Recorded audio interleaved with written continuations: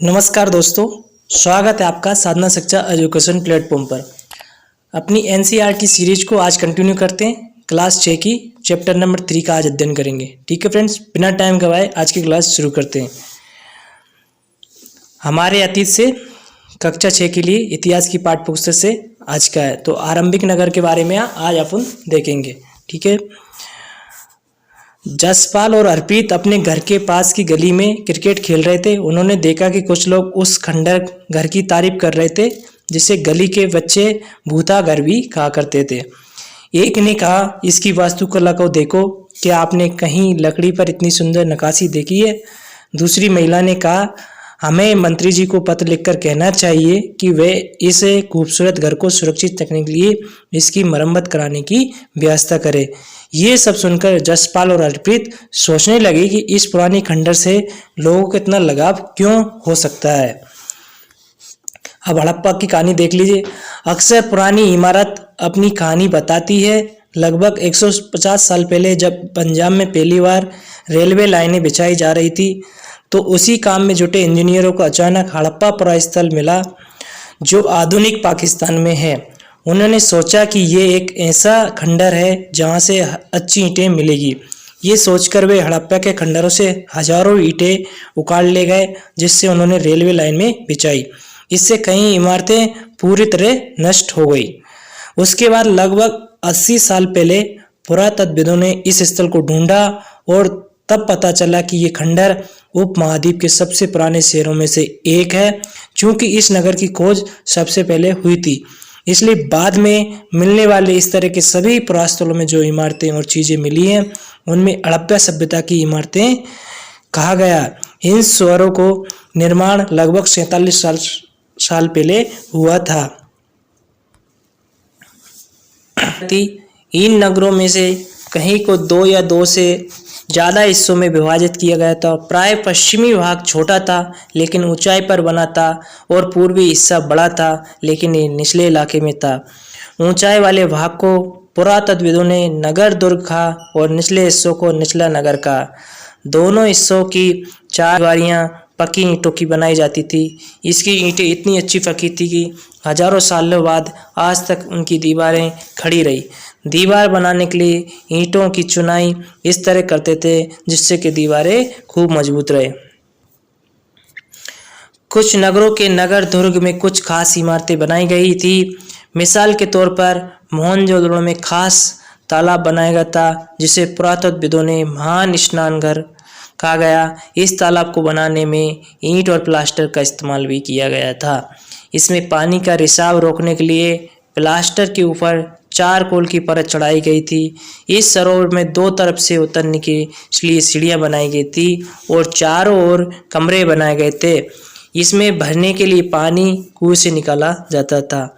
उपयोग के बाद इसे खाली कर दिया जाता था। शायद यहाँ विशिष्ट नागरिक विशेष अवसरों पर स्नान किया करते थे। कालीबंगा और लोथल जैसे अन्य नगरों में अग्निकुंड मिले जहाँ संभवतः है यज्ञ किए जाते होंगे। हड़प्पा, मोहनजोदड़ो और लोथल जैसे कुछ नगरों में बड़े बड़े भंडार गृह भी मिले। भवन, नाले और सड़कें। इन नगरों के घर आमतौर पर 1 या 2 मंजिले होते थे। घर के आंगन के चारों ओर कमरे बनाए जाते थे। अधिकांश घरों में एक अलग स्नान घर होता था। कुछ घरों में कुएं भी होते थे। कई नगरों में ढके हुए नाले थे। इन्हें सावधानी से सीधी लाइन में बनाया जाता था और नाली में हल्की ढलान होती थी ताकि पानी आसानी से बह सके। अक्सर घरों की नालियों को सड़कों की नाली से जोड़ दिया जाता था जो बाद में बड़े नालों में मिल जाती थी। नालों के ढके होने के कारण इनमें जगह जगह पर मेन होल बनाए गए थे जिनके जरिए इनकी देखभाल और सफाई की जा सके। घर और नाले और सड़कों का निर्माण योजनाबद्ध तरीके से एक साथ ही किया जाता था। नगरीय जीवन। हड़प्पा के नगरों में बड़ी हलचल करती रहा होगी। यहाँ पर ऐसे लोग रहते होंगे जो नगर की खास इमारतें बनाने की योजना में जुटे रहते थे। ये संभवतः यहाँ के शासक थे। ये भी संभव है कि ये शासक लोगों को बेचकर दूर दूर से धातु, बहुमूल्य पत्थर और अन्य उपयोगी चीज़ें मंगवाते थे। शायद शासक लोग खूबसूरत मनकों तथा सोने चांदी से बने आभूषणों जैसे कीमती चीज़ों का भी अपने पास रखते होंगे। इन नगरों में लिपिक भी होते थे जो मोहरों पर तो लिखते ही थे और शायद अन्य चीज़ों पर भी लिखते होंगे जो बच नहीं पाई है। इसके अलावा नगरों में शिल्पकार स्त्री पुरुष भी रहते जो अपने घरों या किसी उद्योग स्थल पर तरह तरह की चीज़ें बनाते होंगे। लोग लंबी यात्राएं भी करते थे और वहाँ से उपयोगी वस्तुएं लाते थे और साथ ही लाते थे और सुदूर देश के किस्से कहानियाँ मिट्टी से बने कई खिलौने में भी मिले हैं जिनसे बच्चे खेलते होंगे। नगर और शिल्प के बारे में देख लीजिए। नगर और नई शिल्प। आओ हम कुछ ऐसा चीज़ों के बारे में अध्ययन करें जो हड़प्पा के नगरों से प्राप्त हुई है। पुरातत्वविदों को जो चीज़ें वहाँ मिली है उनमें अधिकतर पत्थर, शंख, तांबे, कांसे, सोने, चांदी जैसे धातु से बनाई गई थी। तांबे और कांसे से औजार, हथियार, गहने और बर्तन बनाए जाते थे। सोने और चांदी से गहने और बर्तन बनाए जाते थे। यहाँ मिली सबसे आकर्षक वस्तुओं में मन के वांट और फलक है। ऊपर पत्थर के वांट देखो कितने ध्यान से और उपयुक्त तरीके से इन वांटों को बनाया गया। इन्हें चट पत्थर से बनाया गया था। इन्हें शायद बहुमूल्य पत्थर और धातुओं को तोलने के लिए बनाया गया होगा। मध्य में बाएं मन के इनमें से कई कालीन पत्थर से बनाए गए थे। पत्थर को काटकर और तराशकर मनके बनाए गए। इनके बीच छेद किए गए थे ताकि धागा डालकर माला बनाई जाए। मध्य में दाएं पत्थर के धारदार फलक। दाएं कढ़ाईदार वस्त्र एक महत्वपूर्ण व्यक्ति की पत्थर से बनी मूर्ति जो मोहनजोदड़ो से मिली थी। इसमें से कुछ कढ़ाईदार वस्त्र पहने दिखाई गया है। हड़प्पा सभ्यता के लोग पत्थर की मोहरें बनाते थे। इन आयताकार पृष्ठ 27 मोहरों पर सामान्यतः जानवरों के चित्र मिलते हैं। हड़प्पा सभ्यता के लोग काले रंग से डिजाइन किए हुए खूबसूरत लाल मिट्टी के बर्तन बनाते थे। क्या वे पत्थर बांट के बनाते थे? संभवतः 7000 साल पहले मेहरगढ़ में कपास की खेती होती थी। मोहनजोदड़ो से कपड़े के टुकड़ों के अवशेष, चांदी के एक फूलदान के ढक्कन तथा कुछ अन्य तांबे की वस्तुओं से चिपके हुए मिले। पक्की मिट्टी तथा फैंस से बनी तकलियां सूत कताई का संकेत भी देती है। इनमें से अधिकांश वस्तुओं का निर्माण विशेषज्ञों ने किया था। विशेषज्ञ उसे कहते हैं जो किसी खास चीज को बनाने के लिए खास प्रशिक्षण लेता है, जैसे पत्थर तराशना, मन के चमकाना या फिर मोहरों पर पच्चीकारी करना आदि। पृष्ठ 28 पर चित्र देखो। मूर्ति के चौरा कितने आकर्षक ढंग से बनाया गया है और उसकी दाढ़ी कितनी अच्छी तरह से दर्शाई गई है। ये किसी विशेषज्ञ मूर्तिकार का ही काम हो सकता है। हर व्यक्ति विशेषज्ञ नहीं हो सकता। हमें ये पता नहीं है क्या सिर्फ पुरुष ही ऐसे कामों में प्रशिक्षण हासिल करते थे या फिर केवल महिलाएं। शायद कुछ महिलाएं और पुरुष दोनों ही इस काम में दक्ष थे। फैंस क्या होता है?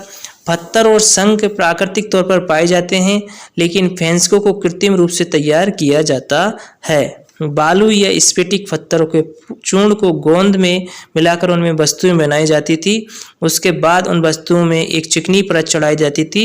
इस चिकनी परत के रंग प्राय नीले या हल्के समुद्री हरे होते थे। फैंस से मनके, चूड़ियाँ, बालें और छोटे बर्तन बनाए जाते थे। ठीक है, आगे बढ़ते हैं। कच्चे माल की खोज में।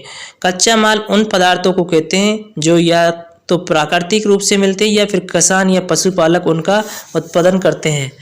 जैसे लकड़ी या धातुओं के अयस्क प्राकृतिक रूप से उपलब्ध कच्चे माल है। इनमें फिर कई तरह की चीज़ें बनाई जाती है।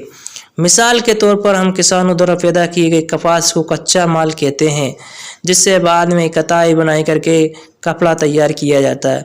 हड़प्पा में लोगों को कई चीज़ें वहीं मिलती थी, लेकिन तांबा, लोहा, सोना, चांदी और बहुमूल्य पत्थरों जैसे पदार्थों को वे दूर दूर से आयात करते थे।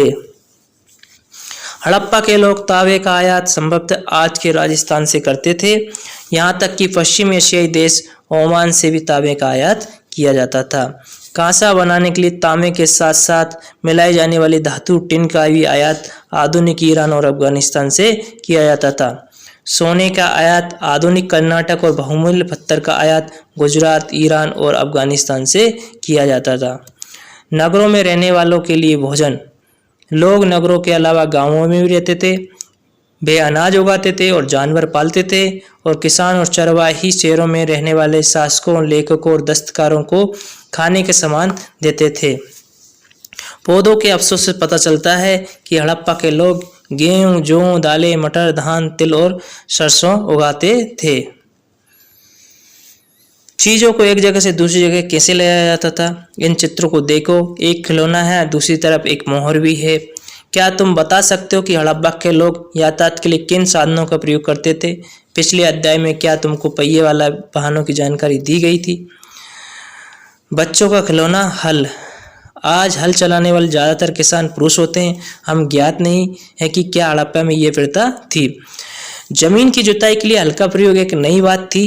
हड़प्पा काल के हल तो नहीं बच पाए क्योंकि वे प्राय लकड़ी जाते थे, लेकिन हल के आकार के खिलौने मिले हैं। इस क्षेत्र में बारिश कम होती है, इसलिए सिंचाई के लिए लोगों ने कुछ तरीके अपनाए होंगे।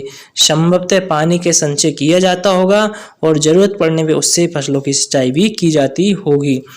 हड़प्पा के लोग गाय, भैंस, भेड़ और बकरियां पालते थे। बस्तियों के आसपास तालाब, चारागाह होते थे, लेकिन सूखे महीनों में मवेशियों के झुंडों का चारा पानी की तलाश में दूर दूर तक ले जाया जाता था। वे बेर जैसे फलों को इकट्ठा करते थे, मछलियां पकड़ते थे और हिरण जैसे जानवरों का शिकार भी करते थे। गुजरात में हड़प्पा कालीन नगर का सूक्ष्म निरीक्षण। कच्छ के इलाके के खतीर बेत के किनारे धौलीपुरा नगर बसा था। वहां साफ पानी मिलता था और जमीन उपजाऊ थी। जहां हड़प्पा सभ्यता के कई नगर 2 भागों में विभक्त थे, वहीं धौलीपुरा नगर के 3 भागों में बांटा गया था। इसके हर हिस्से के चारों ओर पत्थर की ऊंची ऊंची दीवार बनाई गई थी। इसके अंदर जाने के लिए बड़े बड़े प्रवेश द्वार थे। इस नगर में एक खुला मैदान भी था जहां सार्वजनिक कार्यक्रम आयोजित किए जाते थे। यहाँ मिले कुछ अवशेषों में हड़प्पा लिपि के बड़े बड़े अक्षरों को पत्थरों में खुदा पाया गया है। इन अभिलेखों को संभवतः लकड़ी में जड़ा गया था। ये एक अनोखा अवशेष है क्योंकि आमतौर पर हड़प्पा के लोग मोहर जैसी छोटी वस्तुओं पर भी पाए जाते थे। गुजरात की खंभात की खाड़ी में मिलने वाली साबरमती की एक उपनदी के किनारे बसा लोथल नगर ऐसे स्थान पर बसा था जहां कीमती पत्थर जैसा कच्चा माल आसानी से मिल जाता था। ये पत्थरों, शंकों, धातुओं से बनाई गई चीजों का एक महत्वपूर्ण केंद्र था। इस नगर में एक भंडार गृह भी था। इस भंडार गृह से कई मोहरें और मुद्रांकन या मोहरबंदी गीली मिट्टी पर दबाने से बनी उनकी छाप मिले हैं। यहाँ पर एक इमारत मिली है जहाँ संभवतः मनके बनाने का काम होता था।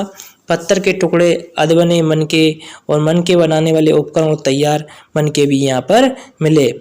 ये चित्र देख लीजिए। यहाँ बड़ा तालाब लोथल का बंदरगाह रहा होगा जहाँ समुद्र के रास्ते आने जाने वाली नावें रुकती थी। संभवतः यहाँ पर माल चढ़ाया उतारा जाता होगा।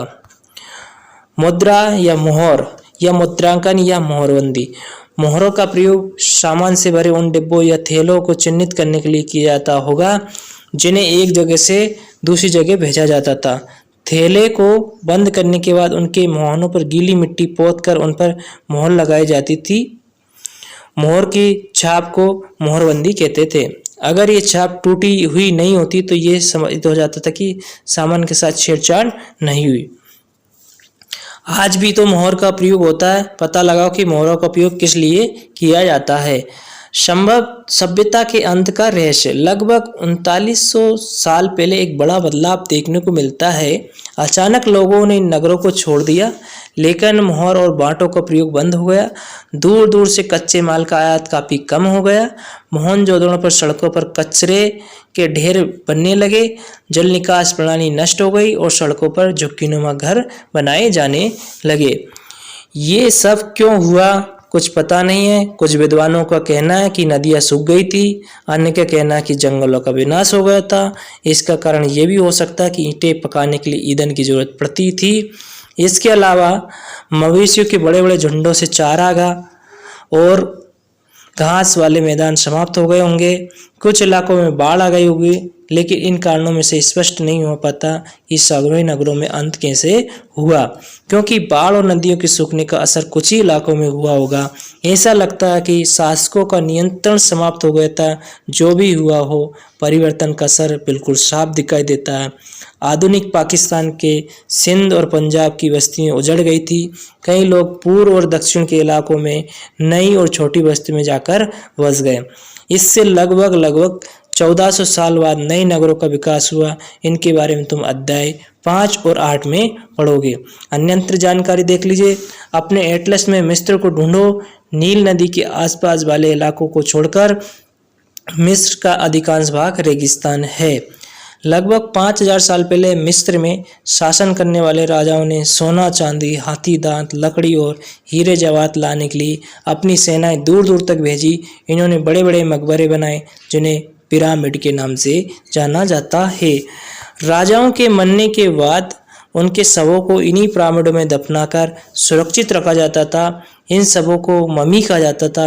इन शवों के साथ और भी अनेक चीज़ें दफनाई जाती थी। इनमें खाद्यान्न, पेय, वस्त्र, गहने, बर्तन, वाद्य यंत्र, हथियार और जानवर शामिल है। कभी कभी सबके साथ उनके सेवक और सेविकाओं को भी दफनाया जाता था।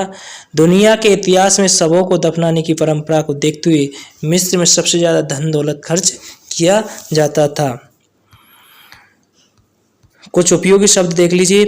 नगर, नगर दुर्ग, शासक, लिपिक, मोहर, शिल्पकार, धातु विशेषक, कच्चा माल, हल और सिंचाई। आओ याद करें। पुरातत्ववादों के कुछ ज्ञात हुआ कि हड़प्पा संस्कृति में कपड़े का उपयोग होता था। निम्नलिखित को सम्मिलित करो। ये देखो साथियों, क्वेश्चन आंसर है। ठीक है फ्रेंड्स, यहाँ पर कुछ महत्वपूर्ण तिथियां देख लीजिए। मेहरगढ़ के कपास की खेती लगभग 7000 साल पहले हुई थी। नगर का आरंभ लगभग 4700 यानी 4700 साल पहले हुआ था। हड़प्पा के नगरों के अंत की शुरुआत लगभग 3900 साल पहले और अन्य नगरों का विकास लगभग 2500 साल पहले हुआ था। तो ठीक है फ्रेंड्स, आज अपन ने कक्षा 6 की एनसीईआरटी का चैप्टर नंबर 3 कंप्लीट कर लिया। ठीक है फ्रेंड्स, इसी तरह आपको एनसीईआरटी का सार पूरा कंप्लीटली ऑडियो वीडियो के माध्यम से मिलता रहेगा। आपको अगर ये वीडियो सीरीज पसंद आ रही है तो चैनल को सब्सक्राइब करो और लोगों को भी शेयर करो। मिलते हैं नेक्स्ट वीडियो में। तब तक लिए जय हिंद, जय भारत।